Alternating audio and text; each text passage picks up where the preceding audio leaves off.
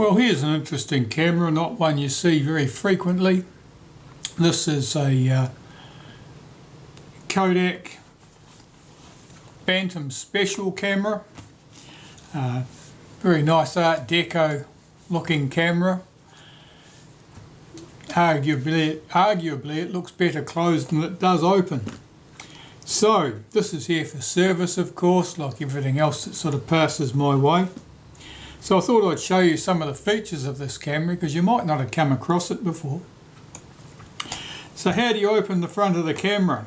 Well, this little tab here, press on that and the front releases. You can pull it into the locked position, and at that stage it looks more like a traditional rangefinder camera. You can find your way around.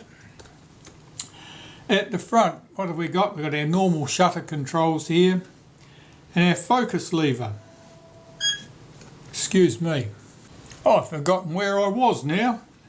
Flaming phone calls. Never mind, back to the camera. Yeah, this knob here, this is your focus knob. And as you turn the focus knob, obviously it throws the lens and shutter assembly further forward or back to the film plane. What else is interesting here? Oh yeah, to close the front of the camera, take the focus knob and just push it a little bit further back beyond the infinity position. It unlocks the front and allows you to close the front of the camera. And when you open the front again, just pull it out until it snaps into position top and bottom. So that's an interesting one. So yes, it's not immediately obvious how you close the front of the camera. It's got nothing to do with the button that opened it. It's the focus knob. You press it up towards the infinity position, press on the door and you can close it. At the back of the camera, this little tab here, pull that up, that opens the back of the camera and allow you to put your roll film in there. This camera of course took 8:8 size film, Bantam film, and the unusual thing about the Bantam film, which was just otherwise it was just the normal paper-backed roll film camera type stuff, but it had a perforation for each frame, and as you advanced the film, it drew the film across this little tab here, this little finger of here, and when that dropped into a perforation, it allowed this tab to rise, which allowed this little lock lever to lock down and stop you from being able to rotate the film advance, and then your film was in position for the next shot. You took your shot, manually cocking the shutter each time, of course, in the traditional fashion for cameras of this type, and when you wanted to wind on again, you would hold this button in at the back, give this about a quarter of a turn, basically just to bring the film past the,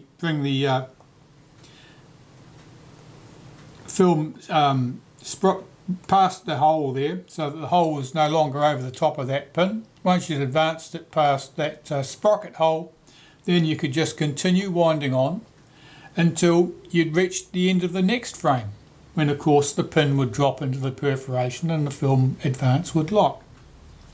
So the little window on the back of the camera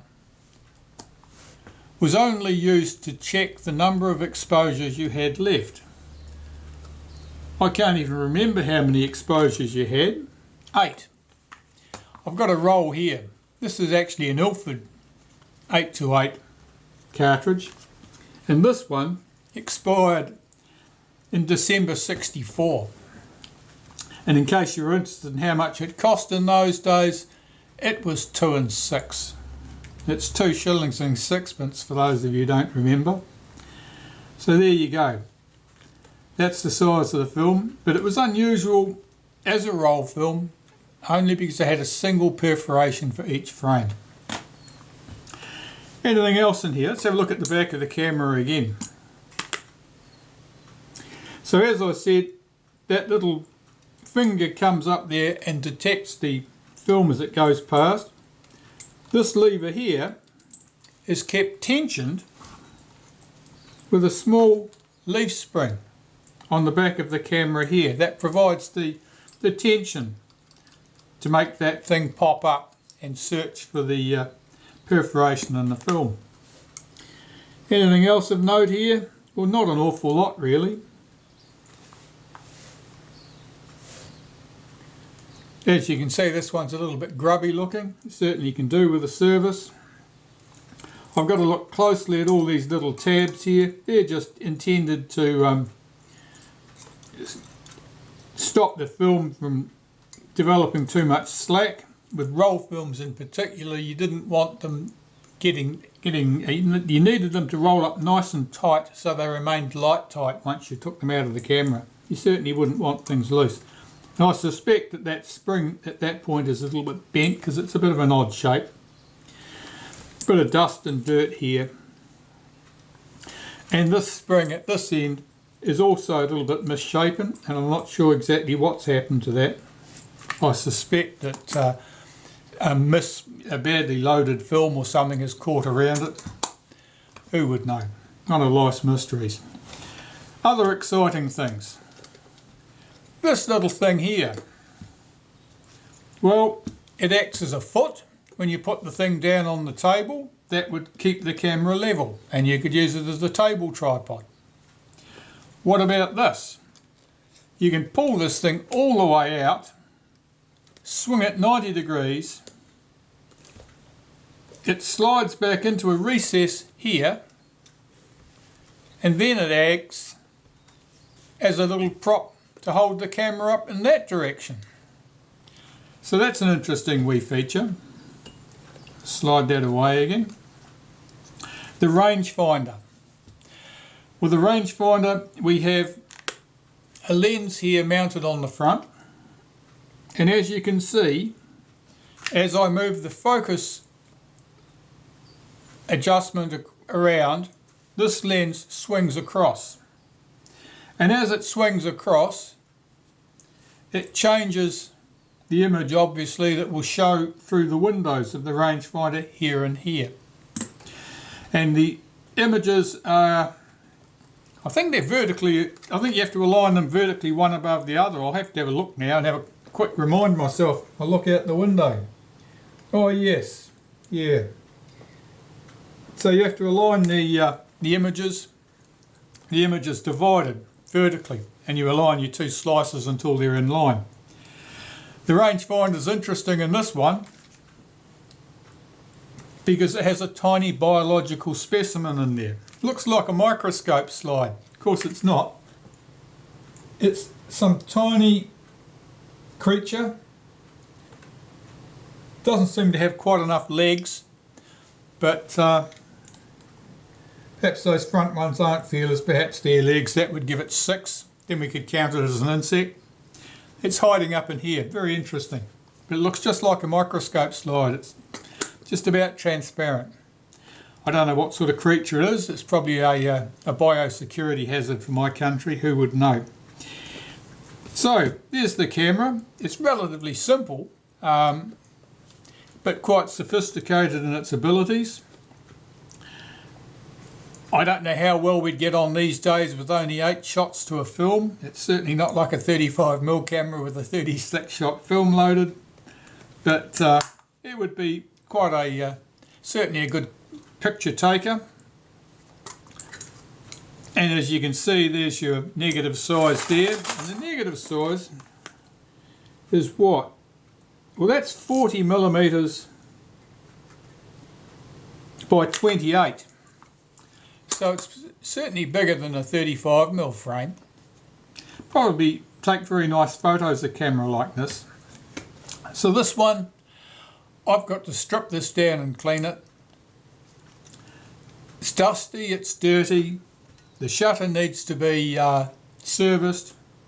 The lens looks fairly clean on the front. But when I look at the rear component there, that is a very dusty and hazy looking lens. Hopefully that's just dirt on the surface, but we shall see. I've got to give some attention to little places like these springs here, which are a little bit misshapen. Mystery damage that. I've got no idea how that could happen. Apart from that, clean the rangefinder components.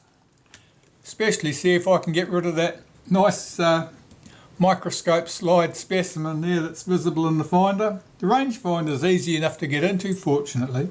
3 screws from the back, and that whole unit lifts off the back, and there's nothing at the front but plain glass windows or plain glass lenses, but easy enough to get access to both sides.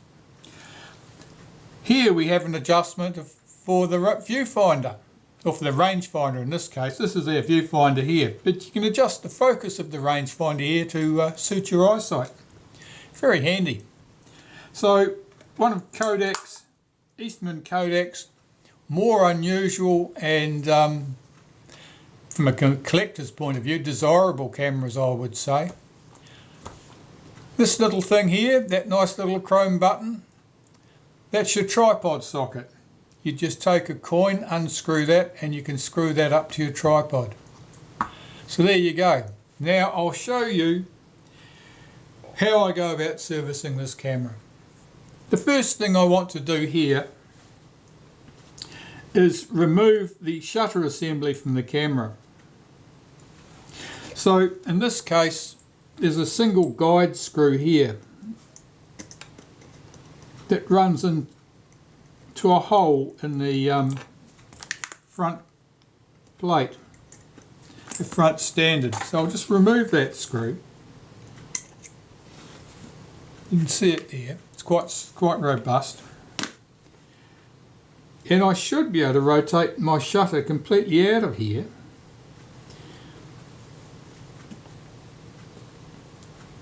If I take note of how far down it goes, we'll see if I can get it in the correct position. I just need to make a note of the alignment, so that when the shutter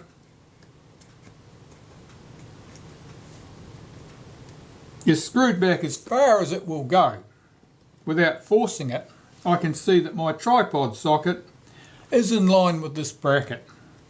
So keeping that in mind, when I put this back, because it's a multi-start thread, that's what I'm hoping to achieve. Let's get this shutter out. I can unscrew it completely from the helical. There we have it.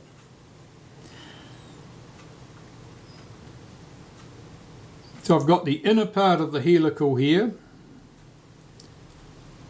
How's that attached to that back of that lens there? Possibly it's just screwed on.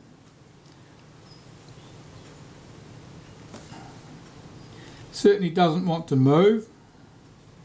Some more investigation required there, I'd say. So I'll pop the shutter to one side. Let's have a quick look at the body. Well, here's our focus adjustment. We can shift the ring here, which is locked in place at this point. We can shift that.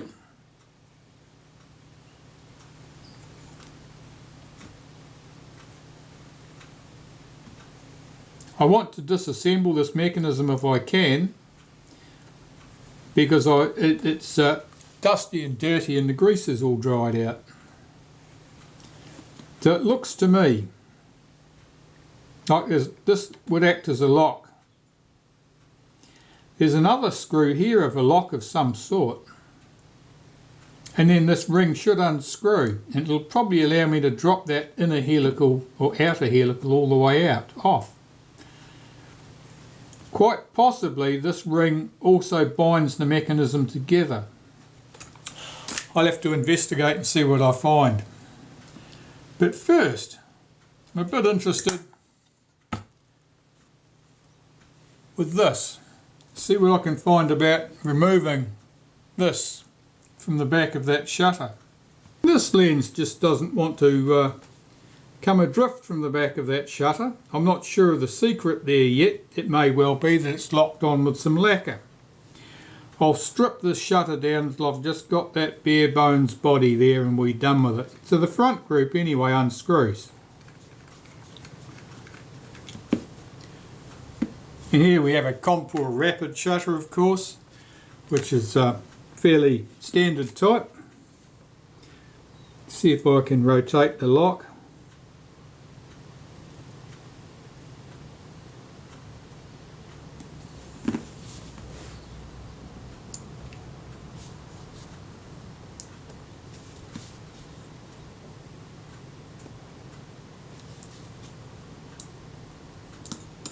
Just wriggle the front off, so that's our front plate.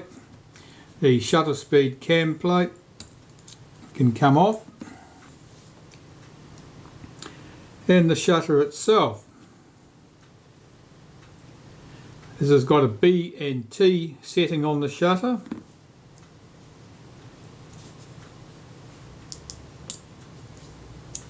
This is very sticky. I'll just unhook the main drive spring, lift this off. This part's referred to as the main lever, that drive ring. Now I'll start some disassembly. A single screw here holds that tripod socket to the mechanism plate,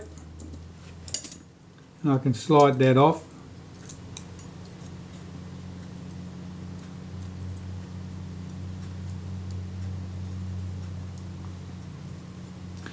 Here's the 500th of a second spring, that's very sticky.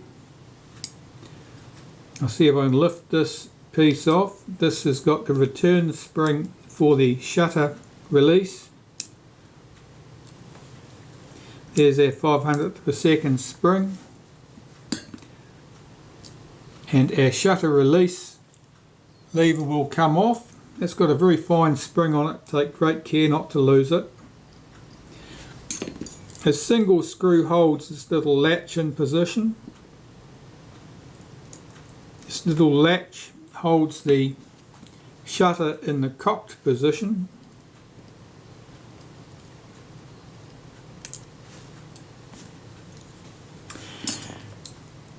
Alright, here, this is the B lever here.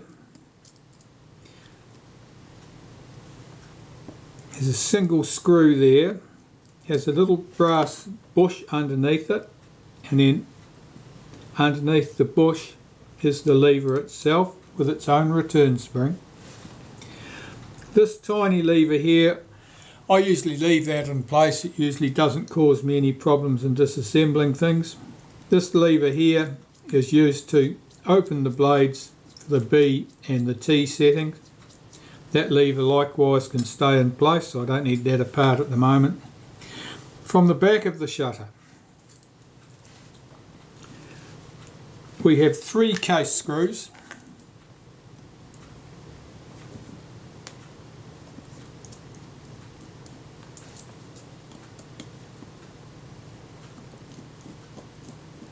These are quite stiff, but again, it's mostly dried out oil and so forth is sticking these in place.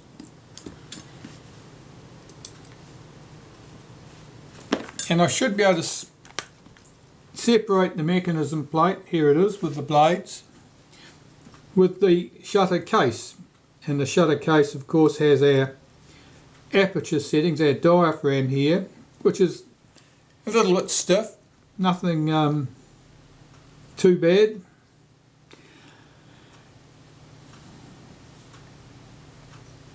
And behind that of course we have our lens. Let's get the diaphragm off here. 3 screws hold the retainer plate in place.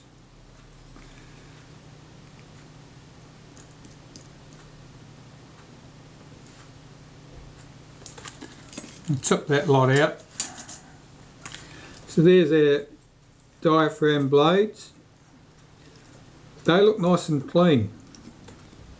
That's a good sign. And if they're not all oily, it means they're probably not all distorted. Here we have the setting lever, and that's held to this plate with 2 screws.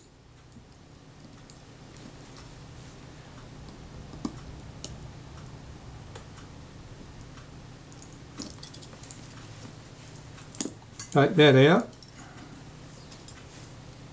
Take the lever off the back.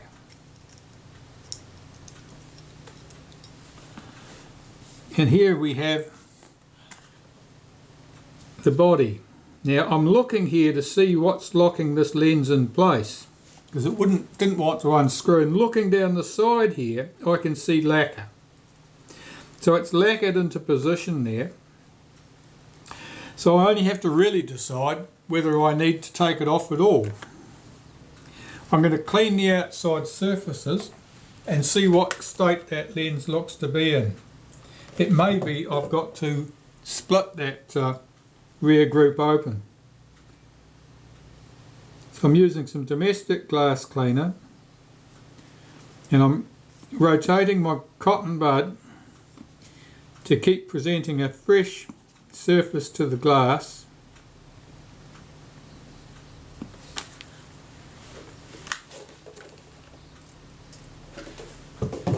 As I said, this is very, very cloudy, which could easily be just oil haze and general dust and dirt. Isn't necessarily anything serious and it can't be cleaned away.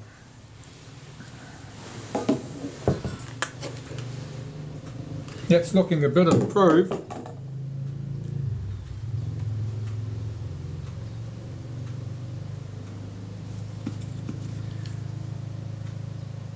The cotton bud is still coming off quite dirty, which tells me there was quite a deposit on that lens. Let's give that a light polish.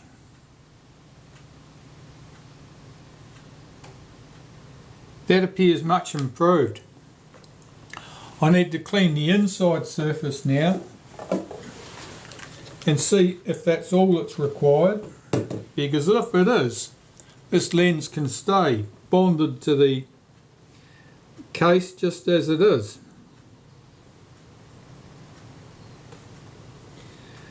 There is no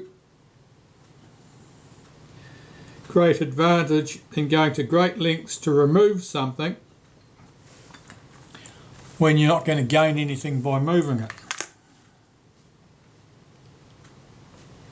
I'm inspecting this lens now. It is vastly more transparent than it was, and I'm checking it for haze to try and see which surface the haze lies on. If it's on an external surface, of course I can clean it. If it's on an internal surface, it means I've got to disassemble this in order to clean that haze off.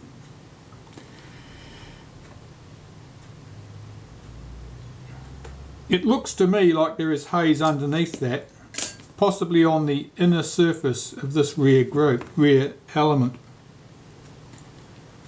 So I'll try cleaning that a bit more and seeing if there's any improvement, and if there isn't, then most likely the haze is inside and I'll need to get to it.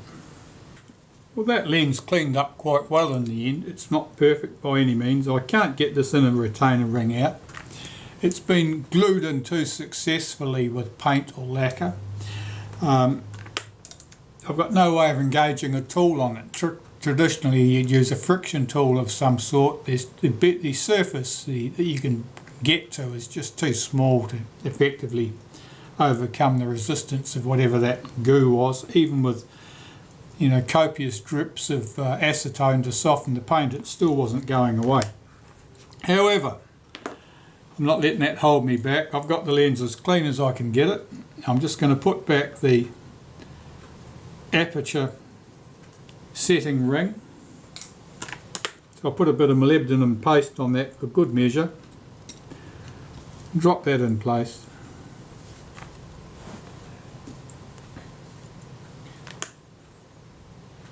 Here's the plate with the slots that moves the blades.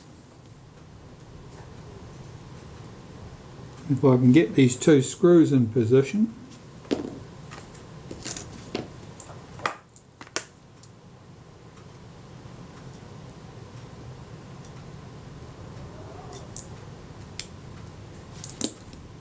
Just moved out of place. Let me move that back.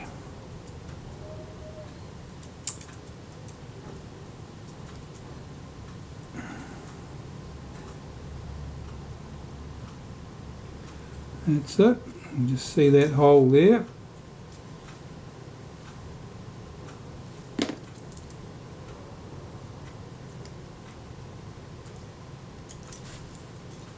one screw started.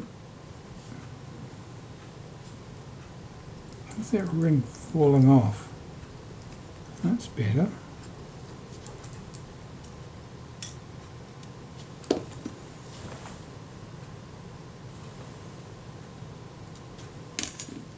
Get the other screw started.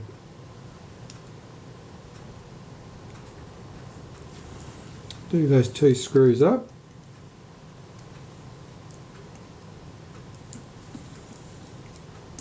Make sure the screws are done up tight, but don't overdo it, because unfortunately they're very small diameter screws. They're typically brass. They're going into this plate here. The thread strips out very easily. I'm looking at those screws now to see if they've been altered in any way. It's not uncommon for these to be riveted, where even if the screws have been put in and then they've been riveted in order to make sure that they don't unscrew easily. Well, that's my diaphragm setting ring in place. And looking at that now, I can see I've got that on upside down, so I'll just have to reverse that.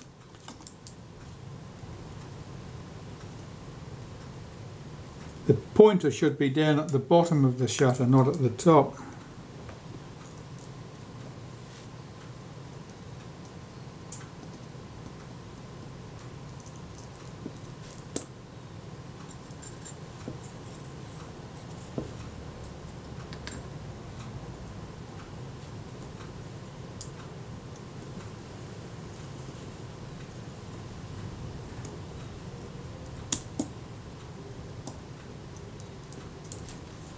That's better.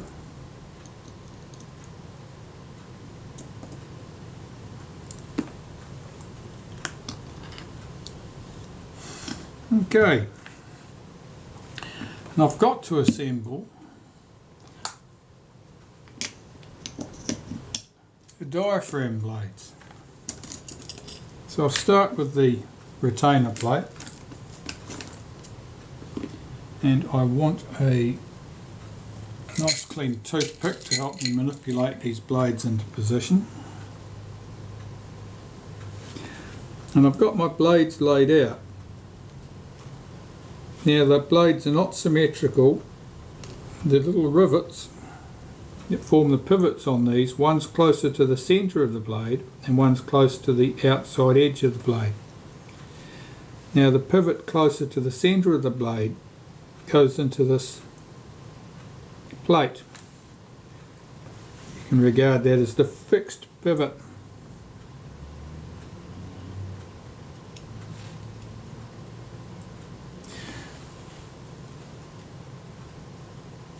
If you get these blades muddled up, you'll find that you either end up with an opening which isn't circular, if you have some round one way and some round the other.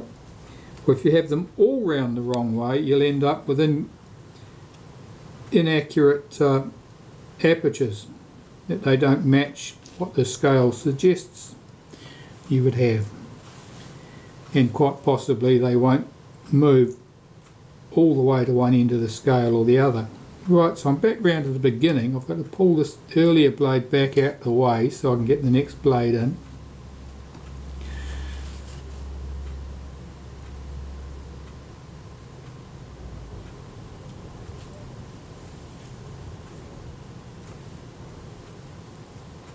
And pull the next blade back.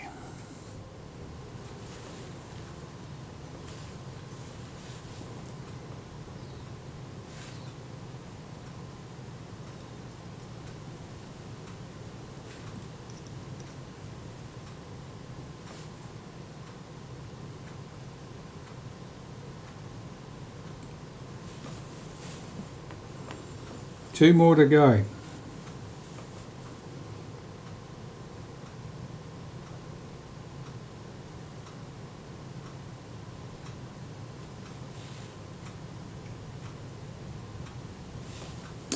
One to go.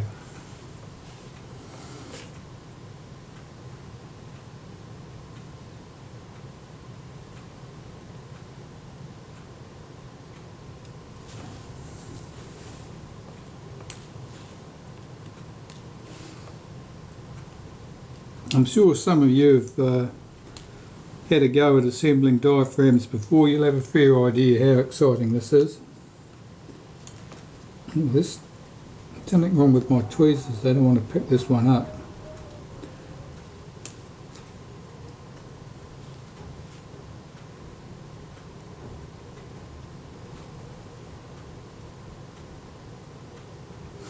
Right, now these blades I have to swing back over the top without disturbing anything.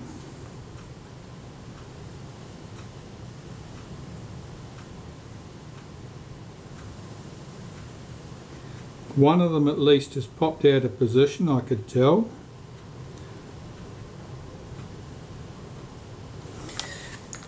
Now, because of the way I'm going to have to assemble this, with this plate already in place in the shutter, this could be entertaining. So where am I at which end of the scale am I at? That's the F2 end. And I've got my mounting holes in the shutter here and here.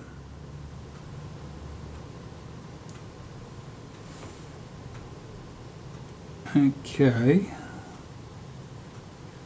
it's more or less in line there. Let's see if this will go. Okay.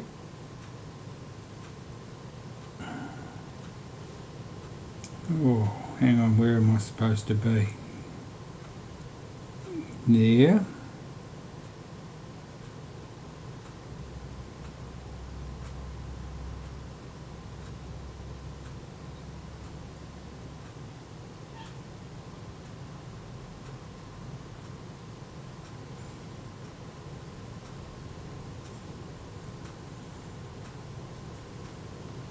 Yeah, I can't really see where I'm going with this. Okay, I can't get that over my jig because of course it's got the lens in it. Ah! Alright. If we think about this, see if I'm going to tackle this problem.